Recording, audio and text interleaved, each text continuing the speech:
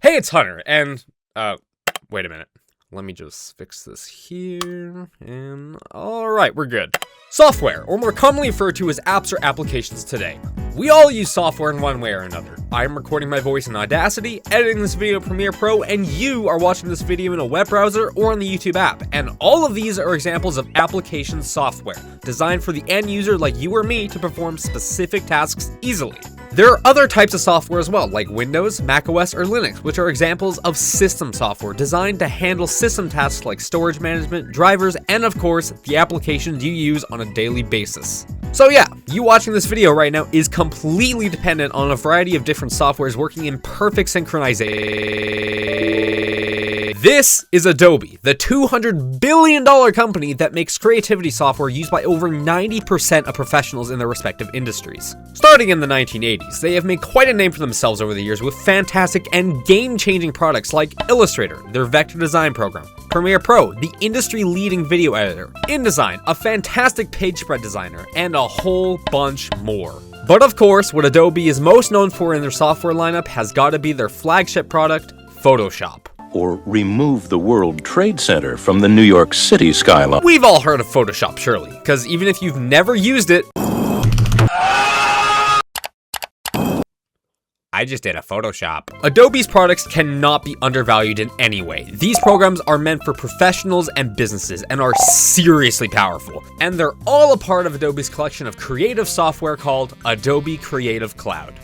Nobody likes it. Before Creative Cloud was introduced in 2011, Adobe's lineup of apps came with a different name, aptly called Adobe Creative Suite. Aside from Creative Suite 6 in 2012, every version of Creative Suite's apps were released physically in stores and did not require any sort of download, which is much different from today, where every Adobe app is now a download. But that's just where the world went in general. However, the main distinguishing difference between Creative Cloud and Creative Suite is pricing. With Adobe Suite apps, you simply purchase them once, install it, and you would have that software indefinitely for as long as you had your disk and the activation key. These programs back in 2011 would cost a pretty penny though, and all up front too. Since these are professional apps, they receive professional pricing, with Photoshop alone costing almost $1,000, and the Master Collection, as they called it, cost $3,700. These were obviously very steep prices for anyone that's not a business and can't justify it, locking out millions of potential users because of the upfront cost. But that's where Creative Cloud comes in, because where it differs from Creative Suite is their pricing is subscription-based. With the rise of subscription-based products in the late 2000s, Adobe decided to start their own, being the aforementioned Creative Cloud. It features the same great powerful apps you love from the suite, just now you pay monthly, creating a much lower barrier for entry, with Photoshop costing just $30 a month. Fast forward to nowadays, there's now two options for Creative Cloud, Singular or all of the above. Singular apps start at $13 a month, but the apps you'd actually want out of Adobe, like Photoshop, Premiere, and Illustrator, are more like $25 to $30 a month. But they make up for it with 100 gigabytes of cloud storage and free AI bullshit. Alternatively, the other option, Creative Cloud Pro, gives you yes. For $92 a month, which is considerably more expensive, you get access to the full Adobe Creative Cloud, including Photoshop, Illustrator, Premiere, After Effects, Lightroom, InDesign, Acrobat, Audition, Animate, and 13 more masterclass applications, plus more cloud storage, plus more AI bullshit. And even better, if you are a student or teacher, you can receive the entire collection of apps for a staggering $32 a month, which is an absolute steal compared to just buying a single app. With prices like these, there is no way that anyone would be disappointed or angry at Adobe. Right? Well, here's the thing.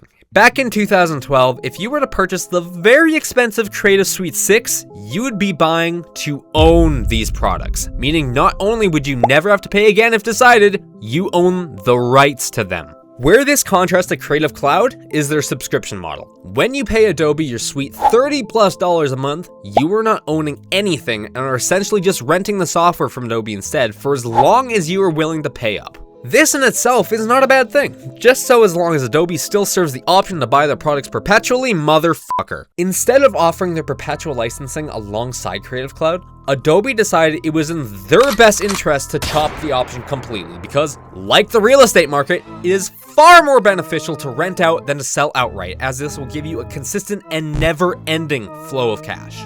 This is where millions of people, including myself, are angry. They do not want to rent their software. We want to own it. But where this becomes a very big issue, professionals have no choice. Like I said before, Adobe software is industry leading. Their software is used globally for all creative jobs, and Adobe knows and takes advantage of this. As early as this year, they price hiked their photography package from $15 a month to $26 a month, and have raised prices in other packages as well.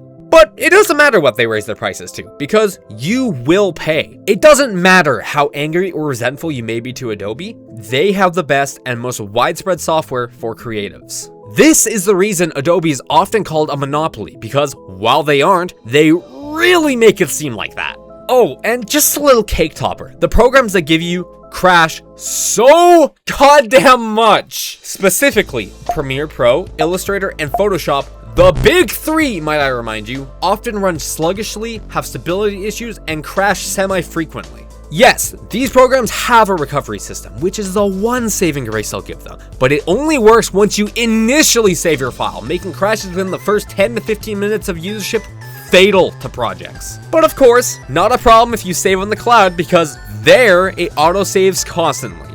However, I fucking hate cloud storage, especially for projects I'm actively working on. But how do they make up for it?